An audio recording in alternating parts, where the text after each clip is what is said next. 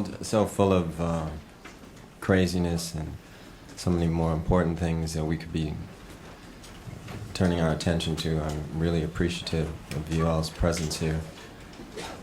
I don't want to take too long. I'm really curious to get to the question and answer period, but there's a couple things I just got to read.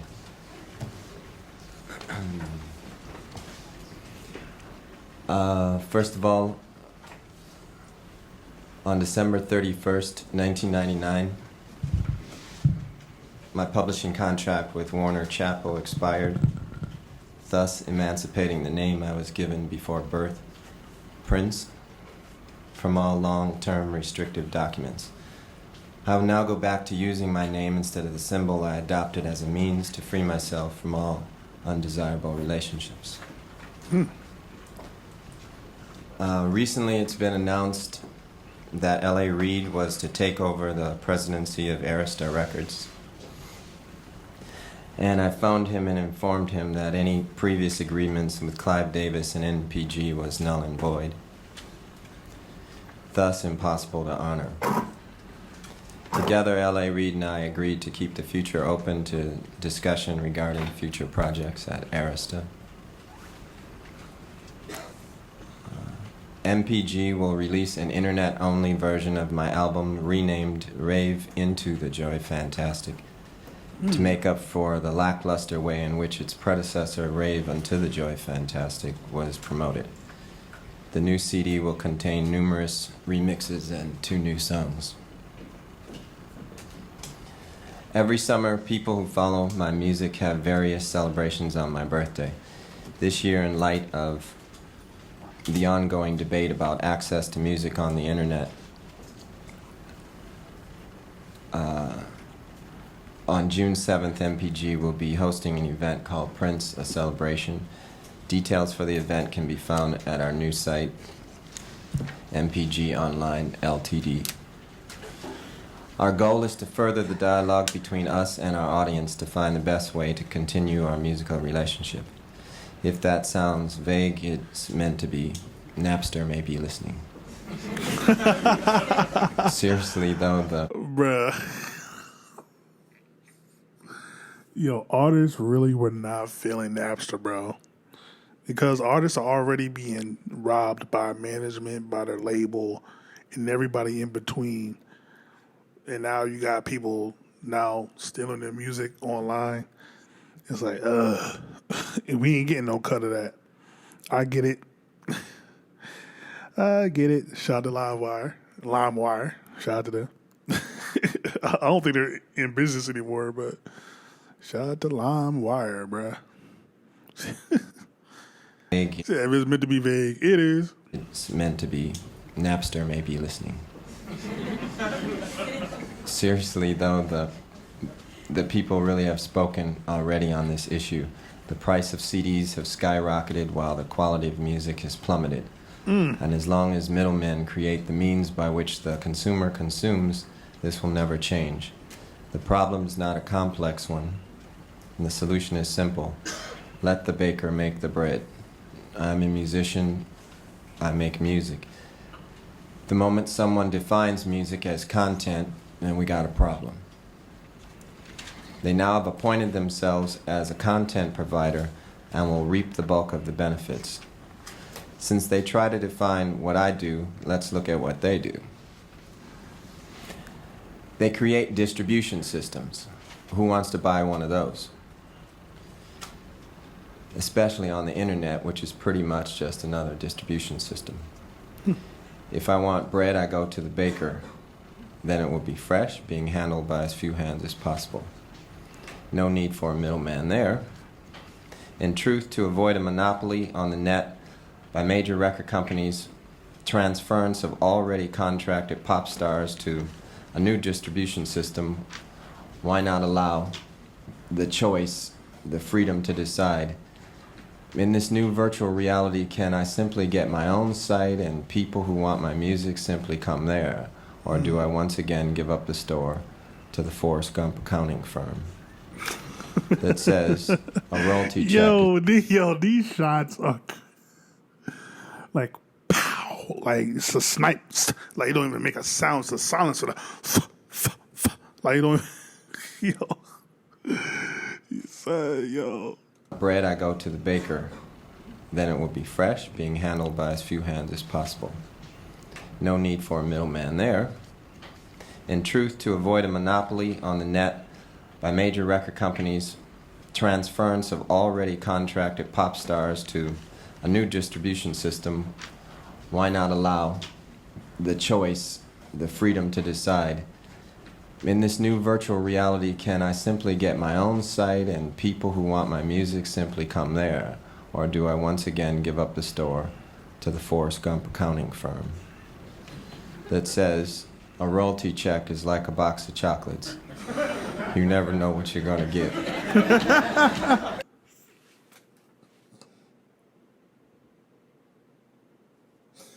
That's crazy, bro. Even, yo, Mr. Prince Rogers Nelson was one of a kind, bro. Shout out to my wrestling folk. RVD, Rob Van Dam, one of a kind, bro. New virtual reality. A royalty check is like a box of chocolate. You never know what you're gonna get. That is some real shit. Like, Can I simply get my own site and people who want my music simply come there? Or do I once again give up the store to the Forrest Gump accounting firm that says a royalty check is like a box of chocolates? You never know what you're gonna get. Can somebody say Tony Braxton? This point needs belaboring, but let me just share this. Let musicians sell their own music, and then there will be a greater, more equal distribution of the wealth. In this country and the virtual new world of the internet. And then it won't simply be another lopsided reflection of what we have here now.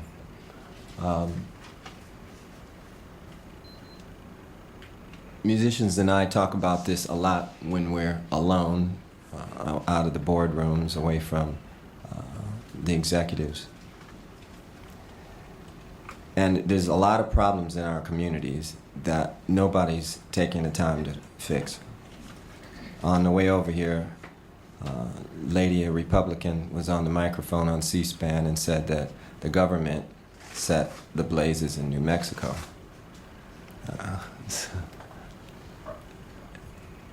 It's just too heavy to even think about right now.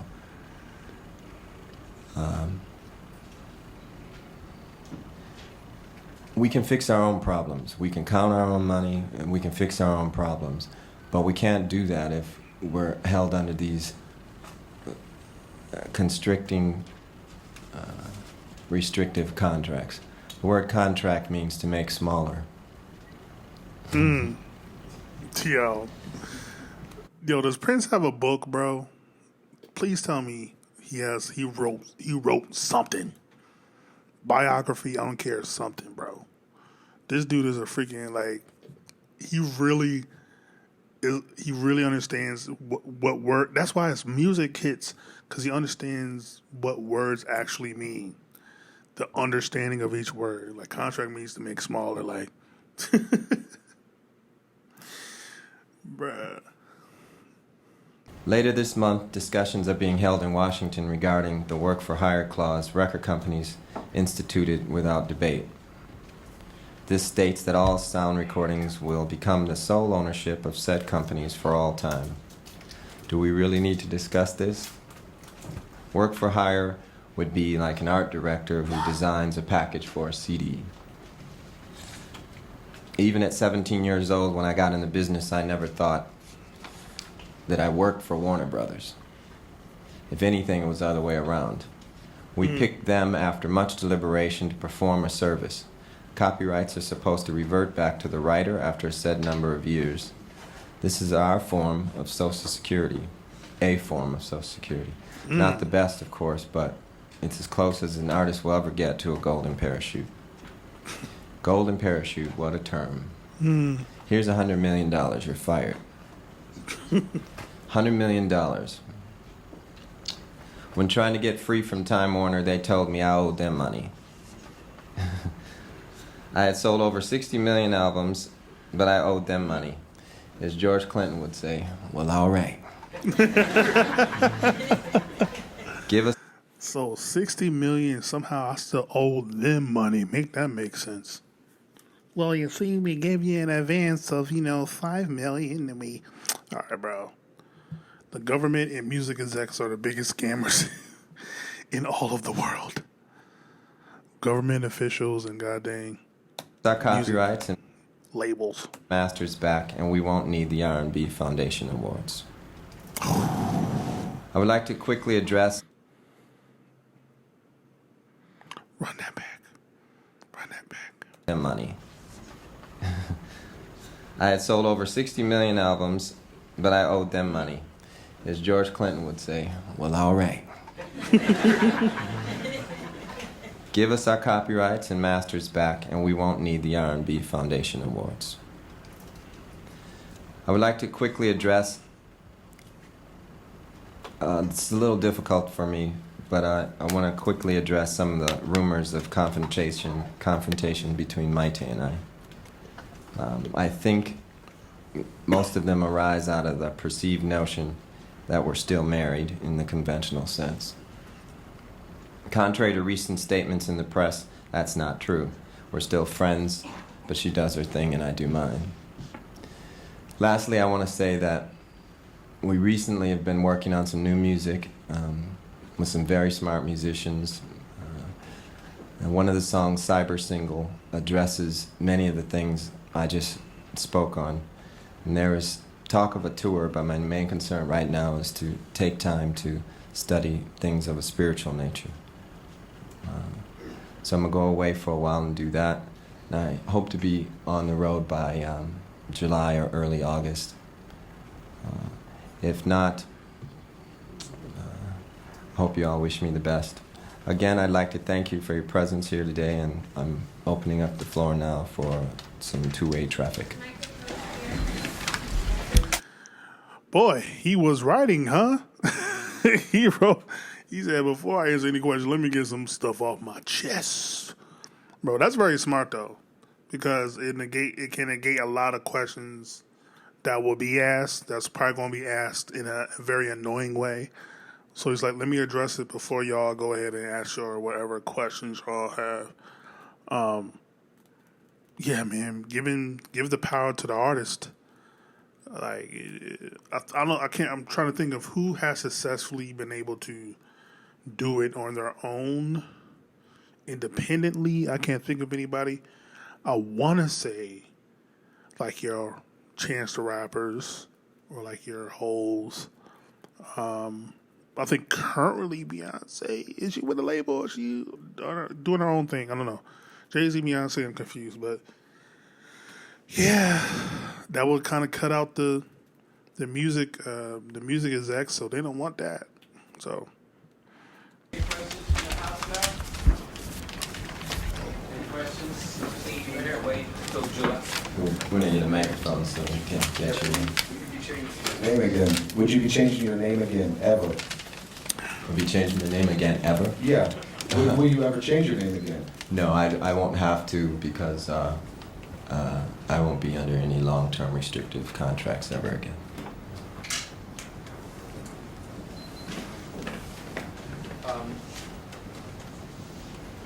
This June 13th, this celebration, will you be performing there? Because you say you're going to be going to July. Will you be?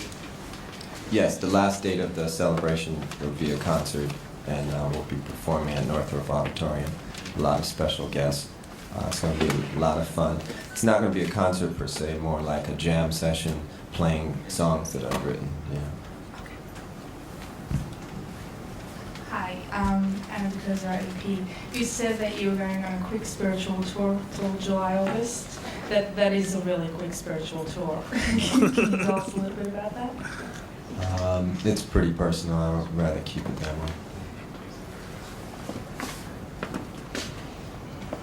Will you be owning your masters now that your name is now going back to be Prince? Well, it's an interesting question. I recently announced that I was going to re-record every one of my masters. It's really not as hard as people think it is. There's still a lot of debate going on about that. I think Taylor Swift did that, I want to say. Which I wonder how hard is that, like, to re-record every single song you've done? Like, do you really have to do that to re-get your masters? Like, I don't even know how that works. But that does seem like, especially for Prince, that would seem like a lot of work, bro. I don't know.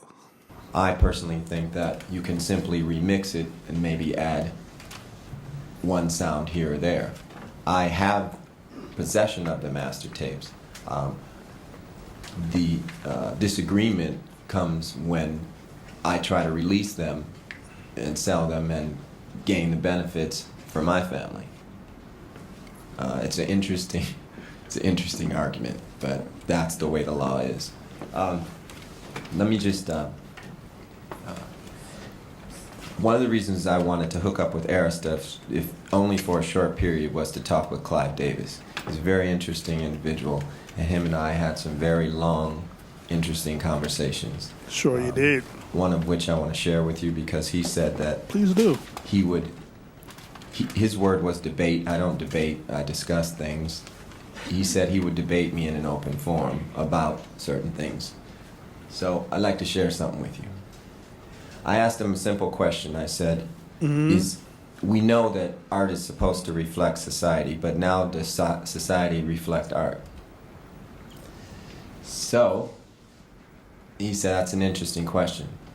And the reason why I say that society reflects art is because Clive and people like him choose the music that becomes our memories. I grew up with a lot of artists like Larry Graham, Earth, Wind and Fire, Stevie Wonder, Gil Scott-Heron, people like that. They were of a certain age where they had reached a certain enlightenment in their lives that they wrote music that enriched mine. And I think I'm a better artist because of people like that and the music that I grew up listening to. If Clive Davis and people like him choose music for our children's memories, if they're the ones picking the artists based upon whatever they... For example, he said to me, I could never do with Larry Graham what I did with Carlos Santana. Let me just throw this out to y'all. Carlos Santana has a song of Larry Graham's on his album. It's called The Calling. All right? He didn't give Larry credit for that. Now, they're both brothers of mine, and they both inspired me a great deal. So I'm in the middle of it because I'm, we all sit together in a room, we talk, we hang out, and we play. It's interesting because Arista also put out Milli Vanilli.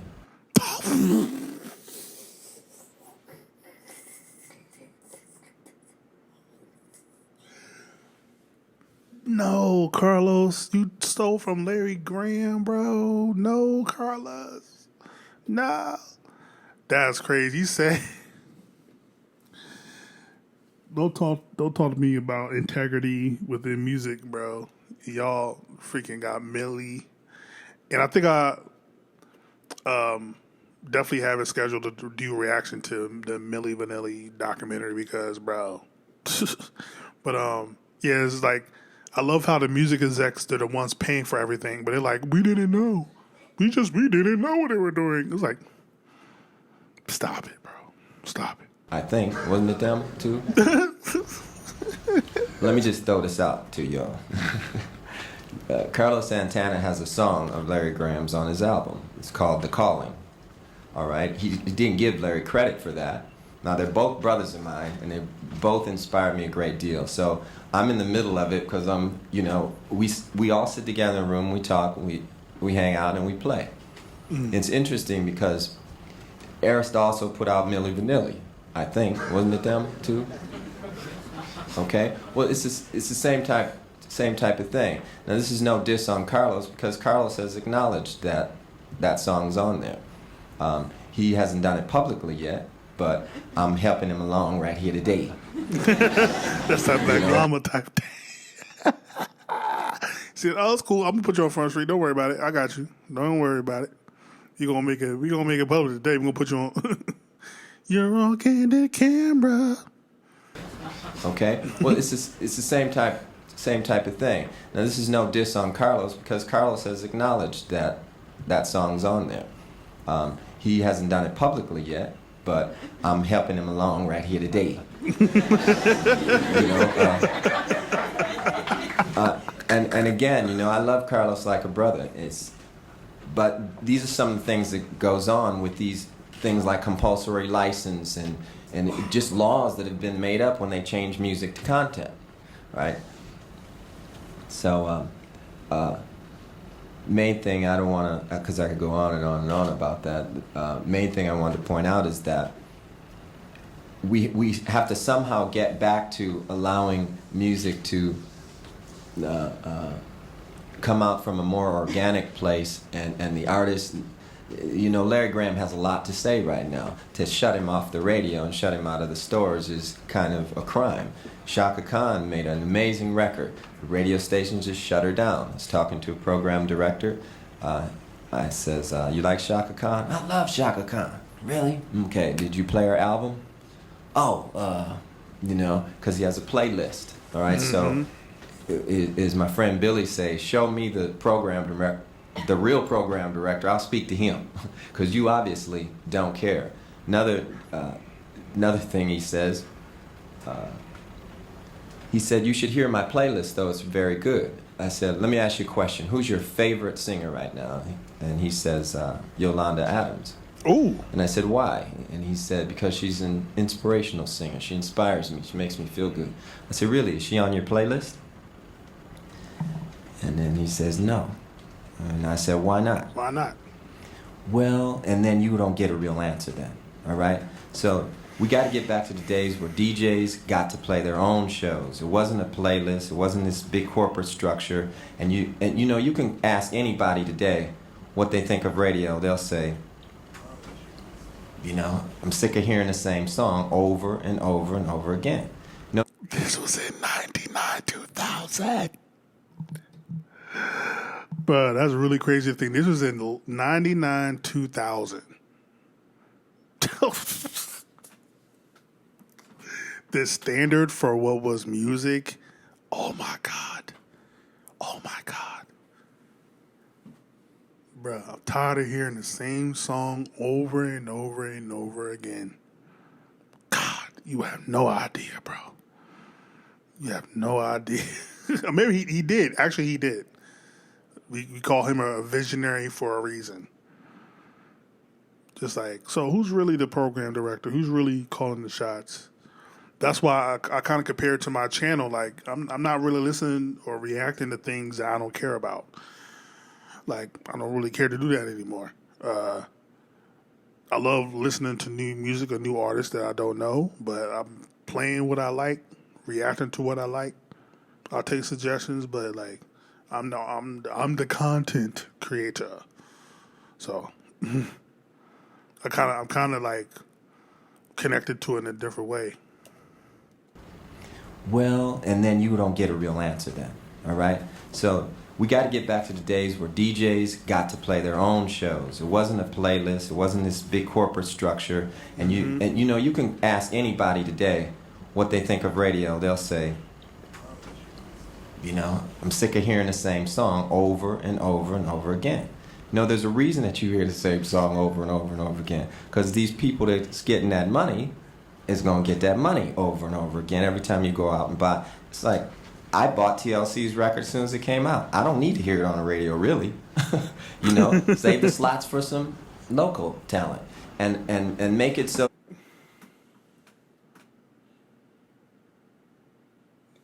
Bruh,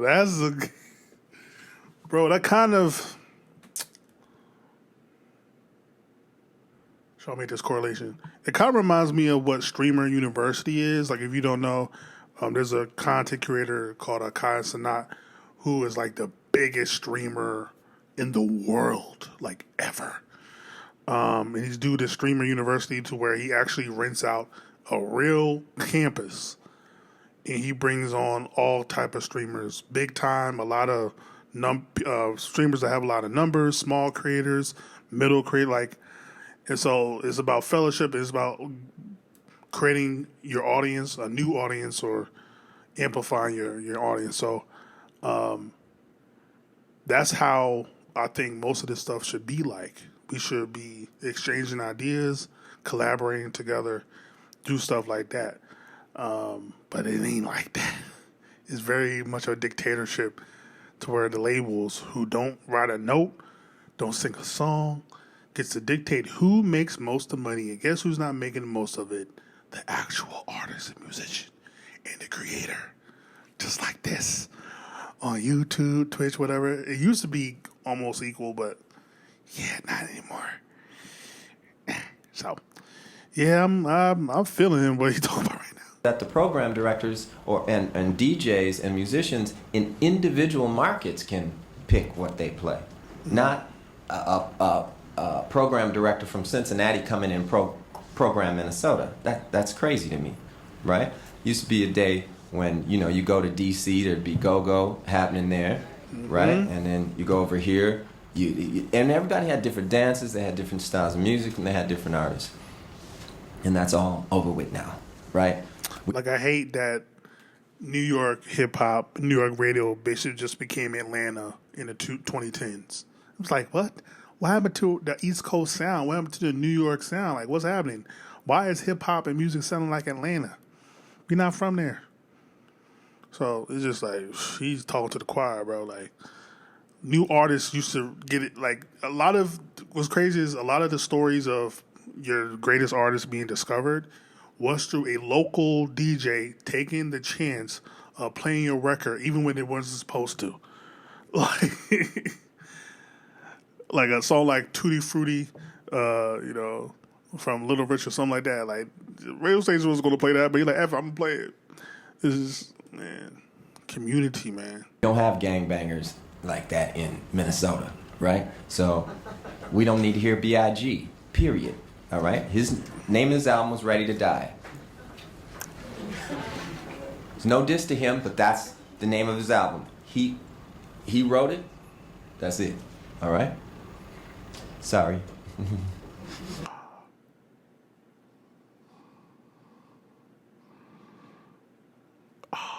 I don't know what they do with that. I don't know what to do with that, gang. Damn. I don't even know what to do with that information. He's like, we don't have game banging in freaking Minnesota. Why they playing B.I.G.? Oh, no. Oh, that hurt my heart. Yet I understand what he's saying, though. It was like, but at the same time, you do also, because if that's the case, then Argentina or Spain or South Africa, Europe, they would never know what a Prince is if your DJs are playing stuff that everyone is listening to. But also, I get what you're saying. It needs to be balanced. Play young artists, new artists, play established artists, play popular artists. Like, you should be able to do it all. That's crazy, though. I did not see that shot at B.I.G., who was definitely past transition by this point. That's crazy. Welcome back. That sounds great, High Prince. I haven't heard that in a while. High You said that you were not pleased with how the first album went, Rave and the Joy. Into the Joy. Fantastic. Will you be at the helm of the marketing of the second edition of it? And what do you plan on doing differently that was not done the first time around? Well, Clyde and I have an agreement where I was just going to release on internet only, and he was going to handle the stores. So really all I can do in that regard is just release the record and allow it to be downloaded or however we get it to the consumer. That's why I want to bring them to Minnesota and just talk to people, just let them tell me how they want it from now on. There's an interesting thing in Vanity Fair, and I used it before I'd even saw it, but I always get journalists saying to me, "You're not selling as many records as you used to." And I say, well, I never sold the records. I only made them, right? So you got to talk to the accounting firm on that. this record, it was a good record, and you know, it should sell for all time, just like all the other stuff. So we're just gonna put it out there. We'll probably go to radio with a single, maybe make a video or something like that. We'll see.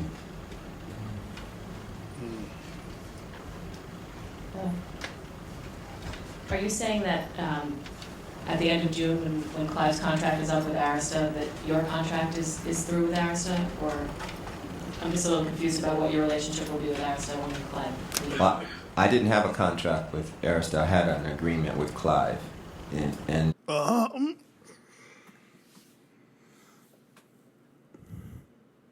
Really now? You had an agreement with Clive. Yeah, that's where you messed up, Prince. That's where you messed up, my boy. That's cool. Play yourself up. it was very simple. It's like 2 pages. The contracts this thick, there's no reason for them. Period. I think it's unlawful. And it's the moment artists get together and challenge it, it's gonna go right out the window. Their system is like this. It's just ready to get knocked over. It's not even. There's nothing stable about it, right? I need like Larry here to balance me. I'm about to get volatile. Yeah. Man, I really wish. I think I might have said this on the was it this Prince slave documentary, whatever, slave trade, something like that. Anyway, like I wonder why your Prince, your Michaels. I'm trying to think who would have had money at this time in the '90s. I wish like your big Mariah Carey, whatever. I don't know. I guess like I wish your big time artists could have got together and make a conglomeration to where they could control it and distribute it and find the right people, the right accountants, all that. So that make sure they get paid. Like I wish there was something like that, but you know, with more people, there's more egos. There's more people that probably want to go one direction and a different direction. So yeah, it's a complex business. But Prince, like Prince said, it's relative. It should be relatively easy. Nobody should have a contract that's 500 pages. So that's crazy. That's stupid. Just to continue on the same subject, I wonder if you could clarify when you called up L.A. Reid and said that all agreements were null and void, what exactly that will mean, and also what will happen to the existing, if anything, to the existing Raven to the Joy Fantastic album, and also whether you're going to be releasing this album solely as downloads or as for sale as a physical CD through the internet. That's a lot of questions. Again, I'm not too certain how we'll get it to the consumer. I want to ask them, you know, what they think about how music goes down to the public on the internet. That agreement with Clive was null and void the moment that he said that he wasn't going to be there. I mean, I didn't make an agreement with L.A. Reid. You know, so I have to sit down and talk with him about what we do in the future. They was partying last night, though, wasn't it? Oh my God. Yo. I see why Samantha wanted me to watch this. Yo, what is happening? Yo. Dog, what? Said they was partying down, weren't they, though? Yeah. Yo, that's crazy. This is maybe a little bit more on a lighter note. There's Cool. leading up to this Prince celebration. There's talk about in Paisley Park. The bands for like a week. So we're going to talk a little bit about what people can expect from that, or what they'll get on the tour or whatever. Well, people who have supported my music through the years never really got a chance to go inside Paisley Park if they hadn't seen some sort of film of it or whatever. And a lot of changes have happened there recently. It's a more public-friendly place. All the studios are open back up, and they'll be ready for business in August. And there's just a lot to do there, and I'd like for them to see what they helped to create. You know, it's the interaction that went on with us throughout the years that actually painted the joint. You know. Is it like a more business Neverland? Is that what you're telling me? That Paisley Park is just a more business casual Neverland?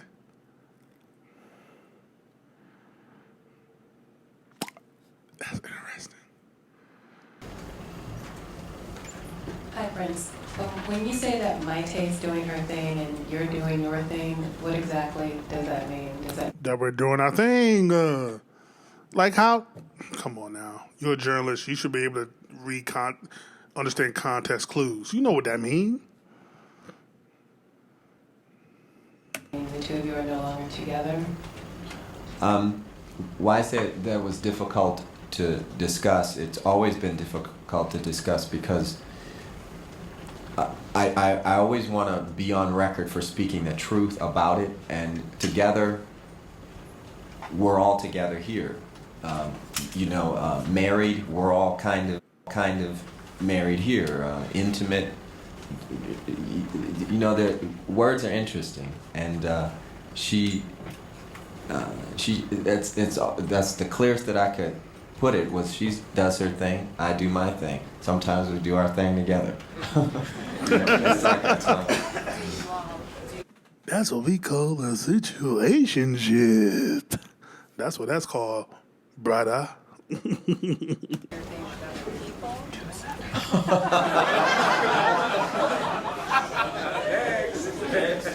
Yeah. Well, no, it's a good question. I was on The View recently, and we were trying to deal with that question of intimacy. I was asked. Well, I don't remember what I was asked actually, but I think this is intimate. We're sharing things of a spiritual nature. It's important now in today's society that we really start to address how we're going to work in this new system. There is going to be a new system. This system that's going on right now has fallen. You can see it, It's interesting. Chuck D supports Napster. I find that interesting. So I don't know where I sit on the issue because, man, there's rights and wrongs on both sides. So a new system has to be put in place to deal with that kind of stuff. Bro, Prince was on his Tupac, bro. Mind you, this is the same Prince that back in like 1985, where he did like his first real interview. Like he was all, being a showman and not giving like real clear answers, being very mysterious. And he was like that for basically a decade. And now in 99, 2000, Prince is like, I'm gonna tell it like it is. I ain't gonna be shy about nothing.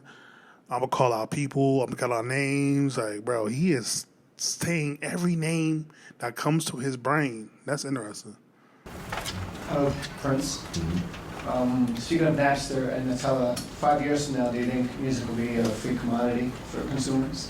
Free commodity? Is that something that you would hope for? Well, money's gonna have to be abolished first.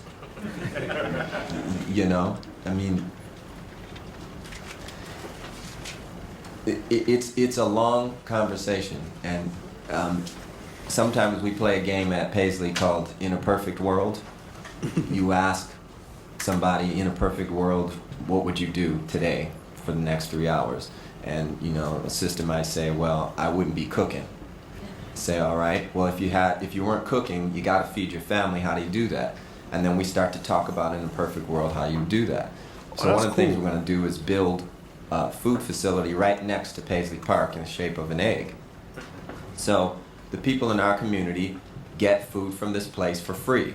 This means and it's meals designed for them and their family. This means you don't have to go to the grocery store. You don't have to think about, now your food bills are taken care of. And of course this is for people, when I say in our community, the ones who work at Paisley Park and actually help us with the gardens and what have you. If you take money out of the equation, it's interesting what happens. Chaka Khan was in our studio and was tripping because she didn't have a budget. I said, the studio's free, it's just electricity. I wouldn't know how to charge you anyway.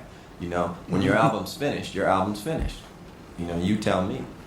So whether music ends up to be free or not, It's really that simple, bro. That really is crazy. I mean, I think the question is money and how that's.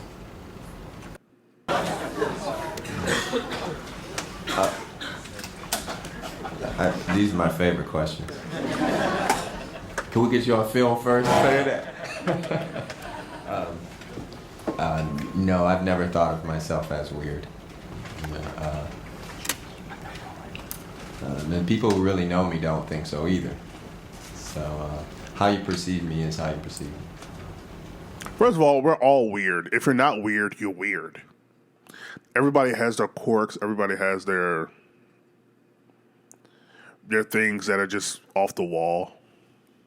So we're all weird. But it's weird to ask somebody, do you think you're weird? That's kind of weird. Like, you're a weirdo. If you was in Cali, they'd say you're a weirdo, bro. Welcome back, Prince. Have you heard a record by Chuck D called "If You Don't Own the Master, Then the Master Owns You"? Oh, absolutely. Absolutely. What did you think about that? Is there a question in that? I wanted to know, knowing that the name Prince is going to be on your next album and that it's going to be a Prince album, does that change at all how you approach an album or how you would write your songs or gather them together? Oh, interesting question. You know, everybody has their own perception, again, about me and my music and things like that. I think, though, if you really put everything back to back in a linear fashion, you'll see, you know, The Greatest Romance is pretty much saying the same thing as P Control, that's saying the same thing as Sexy MF. You know, what people get out of it is what they get out of it. You know? The same thing, I mean, like he was just saying, what I got out of the music business was that if you don't own your masters own you. Some people find fame and fortune and they cool with that, you know. So it's like that system is going to be what you're talking about, whether music's going to be free or not. I just would like to see an alternate system. Then I'd be cool. But there's no way right now for people to get seen or heard unless somebody that has nothing to do with the creation of the music gets paid. Like literally gets paid. That's just absurd to me. And there is now, because of the internet, because of what Prince did, there are people that have been discovered and have made their own lane based off their fan base from the internet or, you know, things of that nature, like a lot of SoundCloud artists, right? SoundCloud artists, I think there might be a bad what's the word I'm looking for? Not connotation. People might look down on like your SoundCloud rappers, right? That used to be a diss or a SoundCloud artist, but a lot of people made it out of SoundCloud, which was a website that people discover new artists. Like, that's really dope. YouTube, a lot of your biggest artists of the past 20 years, your Coco Jones and your Justin Biebers and probably your Taylor Swifts and all them, they got discovered on YouTube. So, you know, there are outlets to where people are getting discovered or making their music, becoming the biggest artists in the world. They're still getting robbed, though, but at least the internet has kind of made it more even. You know, you look at TikTok, there's a lot of artists that got famous off of TikTok. Like, so I do think it has gotten better. I think with streaming, the industry has found a new way to screw over artists because nobody understands what streaming is, how people actually get paid off it. But I do think things have gotten better since, 2000? So. After much deliberation, I decided not to. I just think it's such a silly discussion. I don't know how it ever went down like that. People who do things like that and sneak around and try to trick folks out of their well-being and their livelihood. You know, I mean, all you have to do is go to one of the R&B Foundation Awards dinners and see some of these brothers and sisters walk up on stage in wheelchairs and stuff, and then thank these people for $10,000, man. It's just, you know, something's got to happen. We got to do something, you know. And I don't want to really, I just want to stay neutral on it. I don't want to be up in Congress trying to get them to change their ways. Somebody else is going to deal with them regarding that. Hi. How would you suggest to a new artist that they reach the masses without taking a major label deal? Do they go through distribution companies, or if they wanted to try to remain independent, how would you suggest that they reach masses without the machine-like power of a label? Well, when I sit down and talk with Jimmy, one day recently, Jimmy Jam, Terry Lewis, Babyface, L.A. Reid, we just sat in a room and started discussing things like this. You know, I challenge all of them. I do, and I will continue to, you know, when you get some money together, like all of us have amassed, let's just sit down and create a new system so that, you know, we don't have to run back to distribution companies, this, that, and the other, and really talk to these program directors and DJs about opening up in every marketplace at least 4 slots that artists can get heard and get their music out to the people. And that could revolve. You know, all the music actually should be constantly evolving and moving. But it's not like that. Everything's like these playlists and what have you. So, like I said, it just needs to be an alternate. That's freaking hilarious that you talk about playlists. He will have, again, no idea. Playlists. That's crazy. But I wish I should have been done research on this, but wasn't Tidal basically what Jay-Z did with Tidal? Isn't that technically what Prince is talking about here? Right? I remember Jay-Z doing that big press conference with all your major artists, Beyonce, Rihanna, Kanye, who was noticeably not too happy. I think I probably know why. Coldplay, I think, was there, Chris Martin. And I feel like, and Prince has been on Tidal, so I feel like Tidal might be that. But also knowing Jay-Z, he's a major capitalist, even though he doesn't want to admit that. He's a major capitalist, so I feel like I'm really interested to know if Tidal was close to what Prince is talking about. Like, I gotta redo my research on Tidal because I feel like that might be the case. But maybe not. I don't know. Because right now there is none. Question over here for you. Over on this side.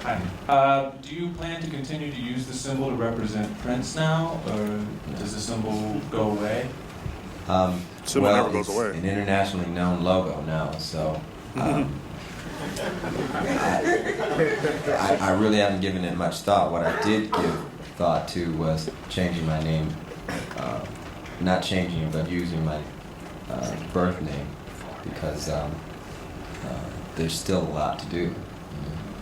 So I thought it would be interesting, though, to, if I ever do anything with a major label, let them use the symbol.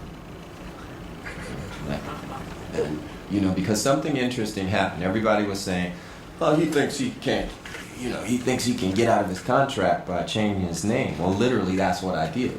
Because when you go to the meetings, you'd say, well, I have a new album. They say, well, it's going to be under symbol, right? I said, no, it's going to be under Prince.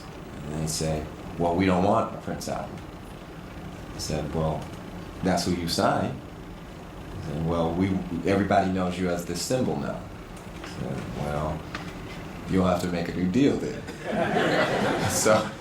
So I mean, like, me and Mo Austin, and he knows it, is battling, arguing, big, loud, screaming matches. Well, that's who you signed. Well, you're trying to trick us. No, I ain't trying to trick you. It's like, let's make a new deal then. All right, what's the terms of the new deal? Well, I want my masters back. Then, well, you can't get your masters back if you gave us $1 billion. Now, to make a statement like that, to me, means that I don't really have any power over them. Now, somebody I thought I was hiring to be my distribution company, I thought I was hiring. Because, I mean, it was between 3 companies, Sony, A&M and Warner Brothers. And after much whining and dining, I mean, it was crazy back then, you know? A&M was like, okay, we'll give you a house. Like, I don't want to live any place. I want to go on the road. This is what I lived for my whole life. You know, I'm ready to work now. I was like, okay, well, how about this? And it was crazy, you know? So it's interesting, like the fight between Disney and ABC, or Disney and Time Warner recently. You got grown people calling each other deranged individuals and arrogant manipulators, right? What? Wait, what? What was happening? Oh, let me write that down. What was Disney and Warner Brothers? Who was that? Fight between Disney and ABC, or Disney and Time Warner recently. You got grown people calling each other deranged individuals and arrogant manipulators, right? What? It's no diss to the photographers. I've had trouble with y'all sometimes, but it's like, okay, we're gonna take turns and take pictures here. Now everybody starts hollering. I'm just in the back going, this is interesting, you know? We grown people now, right? Let's act like it, like all of us, you know? I ain't going to Washington to discuss no craziness, like, you know, it's crazy. Yes, Prince. Hypothetically, who would win in a fist fight, you or Michael Jackson? Jesus, Raheem Christ.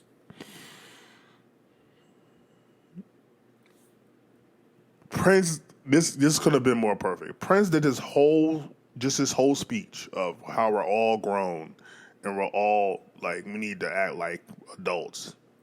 The very next question the reporter asked, who will win in a hypothetical fist fight between you and Michael Jackson? So now, well, first of all, knowing Prince, he ain't gonna say nothing crazy. But like if Prince was maybe anybody else, you know, now you get a headline of Prince says he's gonna whoop Michael Jackson. It's like, again, that's the weirdo. You want to call Prince a weirdo? That's the weirdo. Like, what the fuck? Like, you just heard him do that whole spiel, and that's the best you can come up with to bring in Michael Jackson? There's literally a billion ways you could have brought Michael Jackson into the conversation. How about, what do you think of, what is this, 99, 2000? What do you think of Michael Jackson? You could just ask him, what do you think of Michael Jackson? That's a blanket statement. You could ask him, do you think you guys will ever collab? Do you think you guys could ever come together to try to figure out how to take over the music industry? There's a billion different ways you could have got Michael Jackson in this press conference to get him to answer something about Michael Jackson. How come you and Michael has never collabed? Like, there's literally a billion ways you could have did that. This is the way you decide to do it. A hypothetical fist fight. Weirdo. Like, the fuck? That shit pisses me off, bro. Like, y'all niggas is weird. What? Like what? Like what? They're both roughly, the same size. You have both have a pitch sound. What are your right hooks like? Oh my goodness. He's a plant, y'all. Thank you. Yes, he's from the FBI. Definitely. I planted him. Keep it light. Michael's not a fighter. He's a lover. He did say that. He did say that. Could I just say something? I've never really spoke publicly about Michael. We should all just kind of like chill, because it's, he may know something none of us really know, and just like, let's wait and see. Let's wait it out. Let's just wait it out. You never know, right? You just never know. Ultimately, we all got to come back home. So let's just make a home for everybody. Oh, no, but I should right hook him when he get there, right? well, all right. There. Prince, yeah. thank you for being here today. Assuming, hopefully all of us are assuming that you will go out on the road, if not later this year, then soon. Do you see yourself doing another kind of extended 150, 200-day tour anytime soon? I'm really concentrated on my spiritual studies now. I just want to do that for a while. This has been interesting journey. This is probably how we got the Rainbow Children album. I just now realized that. I'm like, what album came after this? It's probably where we got the Rainbow Children album after his spiritual journey. Interesting. We were working on the time tunnel for Paisley Park, where kids get to walk up and down and see over time like I said, the linear fashion in which my career has gone. There was when we made the tunnel at first, the last picture was a picture of Maite and I embraced. And I always thought that was the final picture. I didn't want that's the way I said, well, now it's over, And then I looked, and she ended up doing her thing, like I said, and I ended up doing mine. And then there's a door there in the time tunnel, and it leads to the next room. But there's more wall, and I had never noticed it before because I'd always thought that was the final picture. So there's more space for more events, and I just really want to, ask God in solitude what it is that He'd like me to do. It was interesting the other day. A friend of mine said, "So what should I call you now?" And I said, "You can call me Prince." And it just felt good to say that again because I hadn't so long. So I'm really curious to see what happens next. Just a couple more? Yes. About over here. Mm-hmm. When you were on Oprah, you had discussed about how the two names you thought might represent different personalities. Mm-hmm. Has there been some reconciliation in that area that brought the name change back? Well, I was really angry, and when I used the symbol, I was very angry, as I stated before. I was in warrior mode, and I don't feel like right hooking anybody right now. Why not? Somebody like you go. What is this? 2000? Let's see. Tyson's already out the game. Holyfield is out the game. We got Lennox Lewis. Go watch some boxing. You clearly want to watch some people fight. Go watch wrestling. It's 2000. This is the best year in wrestling history.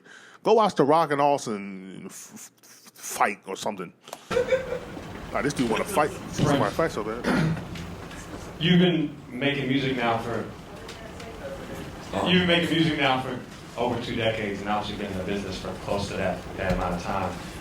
For the past few years, you've been focused on legally freeing yourself and trying to have an impact on contracts and all these things. Now that Prince is back musically, you have a conversation about where kind of R&B is now and it's gone with hip-hop and R&B and all the different forms that we find it in now? Well, like I said, I think the quality's gone down pretty much. I was Midnight Love was playing last night on BET, but I wasn't watching it. I was getting ready to go out, and I couldn't tell one singer from the next. I couldn't. All the beats were the same. All the subject matter was the same. I mean, I didn't grow up like that. I didn't know music like that. Marvin Gaye sounded completely different than the love songs of Curtis Mayfield, which were completely different than the love songs of Stevie Wonder. I mean, that's how I grew up. That's what I'm about. I think here's in truth what I think is going to happen. When Chaka Khan came to our studio, and I told her that you can record in here as long as you want. If you want strings, we'll go get strings. If you want orchestra and horns, we'll go get that. Whatever you want, we're going to fully realize your vision. When you say that you're done, then we're done. I think it's got to somehow get to that where studios don't charge you. And it's interesting how hip-hop came out of freedom, where kids get to record on their own in their own cribs and stuff. You start to hear a different type of sound in there. The sound sounds free. And I had a discussion with a exec when I was writing on my face, and he says, "So, what do I call you now? This hip hop, is it gonna last?" What? So, I was completely shocked. are black people gonna last? You know, and, like that's a crazy question, you know. And he didn't know, so what he did is he put some people in place to go buy it all up, right? So once again, they've seen that movie Black and White. I haven't seen it yet. I'm curious to see it though. That is really interesting how people really thought hip hop was gonna last, but then I mean, they might have thought hip hop might turn into what happened to blues, I guess. How blues eventually, blues, jazz, blues was something that was created by black folk and then taken over by white folk and then turned into kind of jazz and whatever. And so they thought that was going to happen the same thing with hip hop, but it's like, no. But it really is interesting to hear him say in 2000 how R&B and hip hop, like all of it, sounds the same. And that could really be for anything, pop, whatever. I find that to be so fascinating because growing up as a kid, I saw it completely different. Like NSYNC, yeah, you had NSYNC, Backstreet Boys, but then you had, you know, Missy Elliott, you had Cisco, you had LL still, you had, you know, Jay-Z, you had DMX, all that. Everybody, to me, Destiny Child, like, to me, everyone sounded different. 702, like, you had, like, to me, everyone, Escape, everybody sounded different. So it's kind of interesting, from his eyes, everyone sounds the same. Every beat is the same. To me, to an extent, yeah, but I don't know. I feel like, oh, maybe I'm just biased because I grew up in it. Like, everyone had their own sound. Like, maybe I'm bugging, but I really found it to be interesting. Like, he said that in 2000. Like, everybody sounds the same.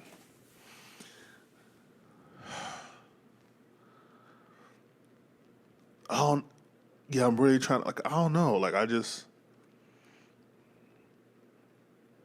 think sampling, I could see Prince having a real issue, definitely in terms of hip hop and R&B with sampling. I think that may be where the issue comes from. But also, what I found fascinating is going back and listening to the 60s and 70s, like Motown, they redid their songs a lot. Like, damn near every artist sang the same song, just in a different way. So, like, but yeah, I just found that to be very interesting. 2000 we're saying that. Like, that's just crazy to me. Brandon, all right. Your music coming out of Face and Fire has been collaborative, but it's also been coming from you. I think your audience will be wondering what we can look forward to coming out of Face and Fire, both from you and from the collaborative work that you've done, or that you're looking forward to do. Well, every day is changing for me. I've recorded a lot of stuff recently, and you know, you can be in one frame of mind playing rock and roll guitar, and then Najee will walk in, and you know how he plays, and I'll sit down and start jamming with him, and this whole other sound comes out, and then I'll be over there. What we're seriously considering is, because I play so many different styles, is maybe putting out numerous records during the year that, you know, rather than trying to put so many different styles on one album, you know, have a jazz record, have a ballad record.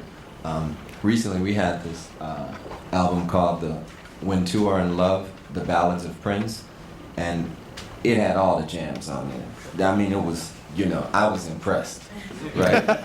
And you go to Warner's to license your own music from them and can't get a call back, right? And it's like stuff like that. I mean, I could do so many wonderful marketing things with my own music if I had complete control over it. So that's what I've been fighting for all these years, and will continue until the battle's won. Will you ever do gospel? I don't think in a traditional sense. I think... Interesting question. That whereas Yolanda Adams is very inspirational, Shaka Khan can be very inspirational too.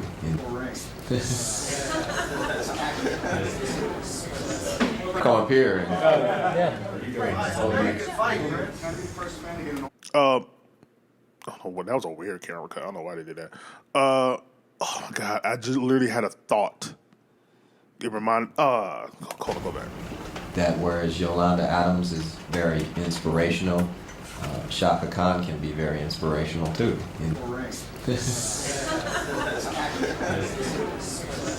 Come up here. Oh, it's bothering me. Like he said something that reminded me. Will you ever do gospel? God, don't ever get old, y'all. Like, it is bothering me. Like, I had something I was going to say. Now I completely went out of my brain. Because that camera cut just completely, like, took me out of whatever I was thinking. Again, my ADD. Like, God, what was I about to say, bro? Oh, that bothers me. That really bothers me. Lee, hold on. Recently we had this album called the When Two Are in Love, The Ballads of Prince, and it had all the jams on there. I mean, it was, I was impressed, right? And you go to Warner's to license your own music from them and can't get a call back, right? And it's like stuff like that. I mean, I could do so many wonderful marketing things with my own music if I had complete control over it. So that's what I've been fighting for all these years, and will continue until the battle's won. Oh, that's what I was about to say. Is technically, I do feel like all your major artists do kind of have more control, like, of how they sell their music now. Like, I would want to say it's 20. I want to say around like 2011. I feel like around Watch the Throne, Beyonce, like around that era, in the early 2010s, is when it started to change. Like, so I do feel like it has gotten better in certain ways. And again, because you have different websites now and different, not just all just one place. You have Apple, you have Spotify, you have whatever, that they are more in control of when they release their music. But I still wonder, like, what it had looked like if Prince and Michael and, again, 2000, I'm trying to think who, 2000. Like Mariah Carey, Janet, trying to think. Who's like a big, Celine Dion? Yeah, she sold out records. Celine Dion, Elton John. Like, what would have happened if they all just got into a room and decided that we're going to make our own distribution? Like, how that would have looked. And how come we never got that? Because what's so frustrating about watching stuff like this is, I've seen Ye talk about it. I've seen Hove talk about it. I've seen Pac talk about it. I've seen every major artist at some point talk about it, but we never see them actually collaborate with other artists to actually do what they're complaining about. That's the only frustrating thing. And maybe it might be a situation to where just the forces at B are just too powerful to where it's impossible to do. I don't know. But I feel like we never really got that. Again, I really want to look back into Tidal, because I feel like Tidal was supposed to be that. But I don't know. I don't know. Maybe Tidal did do that. But I just feel like, man, somebody should be able to do it. Like, somebody should have been able to do what Prince is talking about. Yeah. Will you ever do gospel? I don't think in a traditional sense. I think that whereas Yolanda Adams is very inspirational, Shaka Khan can be very inspirational too.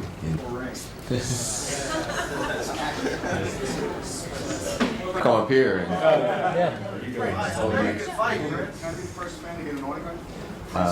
actually, yeah. Well, I don't believe in that. Prince, what about fatherhood? Well, just like I said, I'm just gonna go back and really just evaluate past now, which I didn't do very much. I was always focused in the now. I want to look back at some of those things and then just keep on moving forward. I think Najee's gonna play with us, and I have a really great new drummer named John Blackwell. Kirk's gonna stay on doing some other things. He's very talented, computer whiz. John used to play with Patti LaBelle, and he's a showman, and he's pretty crazy, so we've been doing a lot of stuff like that. We have a new single called Cyber Single that's just going to drop straight download on MPG, and you'll get to hear him on that. Rosie hasn't expressed interest in coming back. You know, it's just up in the air right now. Yeah.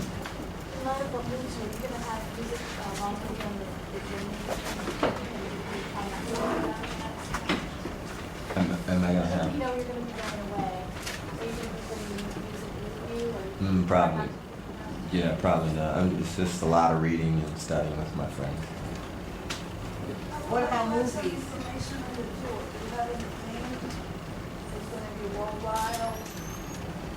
No plans as of yet. I like to get out by summer because I'm in a really great mood, and I like to get outside. I'm sick of playing at night. I don't know who invented that either. Any movies in your plan? No. That is so freaking hilarious. Like, I'm sick of playing at night. Like, I want to play during the day. That's that. Will the finding of Spiritual Truth hinder any re-release of recordings that you've already done? They're already out there. My thing is really getting the money to come back this direction so that we can, start to change things in our own community.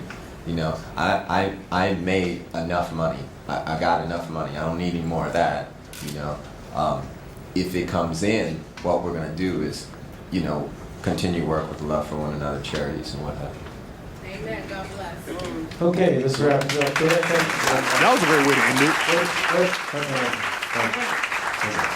No photographies, no photos.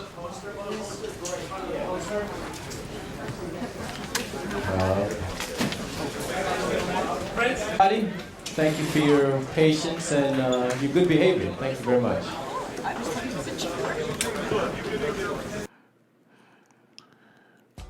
That was Prince, ladies and gentlemen, May 16th, 2000. I've never seen Prince. I am floored seeing Prince do something like this when the first 5-10 years of his career, he could barely get out a coherent, not coherent, get out, how do I word this? He didn't seem as comfortable. He seemed very antisocial when doing interviews. That's why he barely ever did them.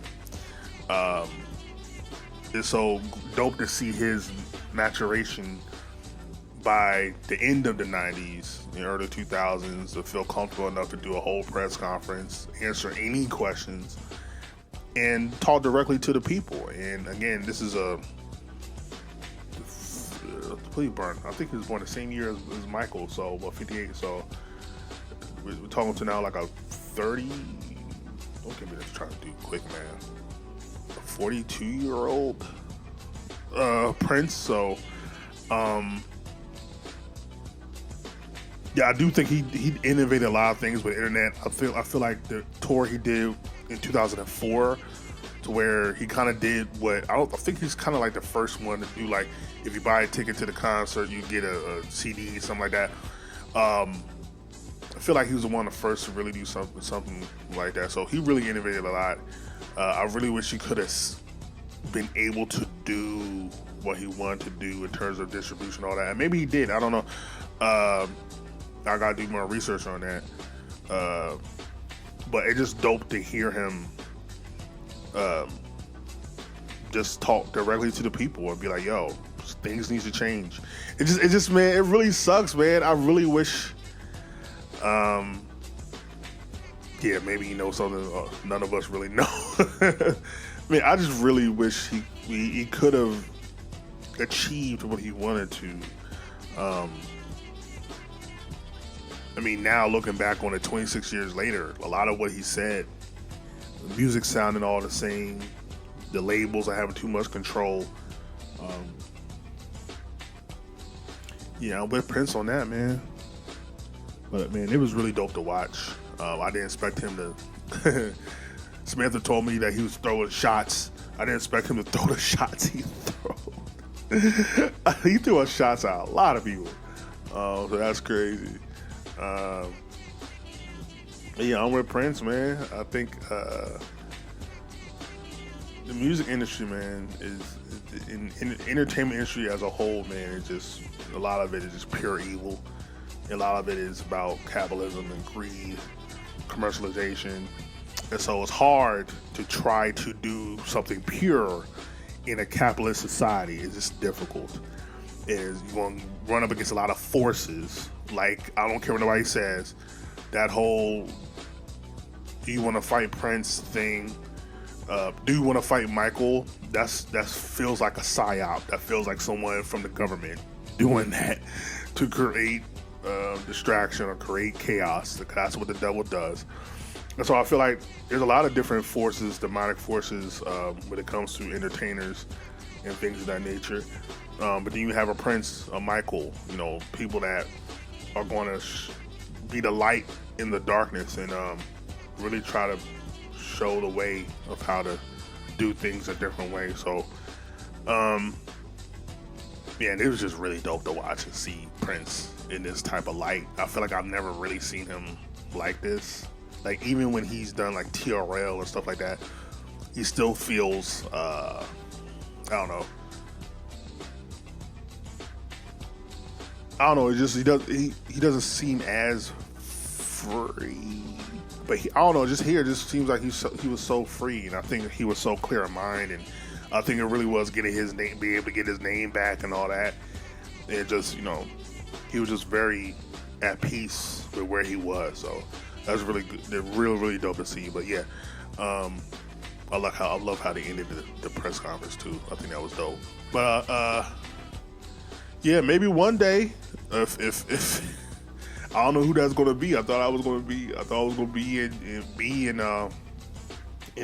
Jay was gonna get it done. I don't feel like they got it done. Ye was gonna get done. He didn't get it done. I don't know if we'll ever get to a point to where the music industry is controlled by the talent and not the execs. Again, it's not designed for it to be that way. Just like the government is not designed to really help people. So I don't know if that's really gonna ever happen. But yeah, I love this. Is my favorite by far, even though it's not technically an interview, but this is by far my favorite Prince interview. I put this right up there with Tavis Smiley, any of them. But yeah, shout out to Samantha once again putting me on. And like, comment, subscribe, share all the things. Ain't gotta go home, do gotta get this stepping. Peace.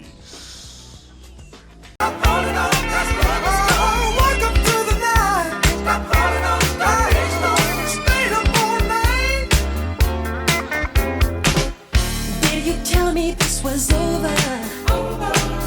There ain't no use talking it over. Yeah. Or can you try to tell me sooner? Or can you tell me it was over?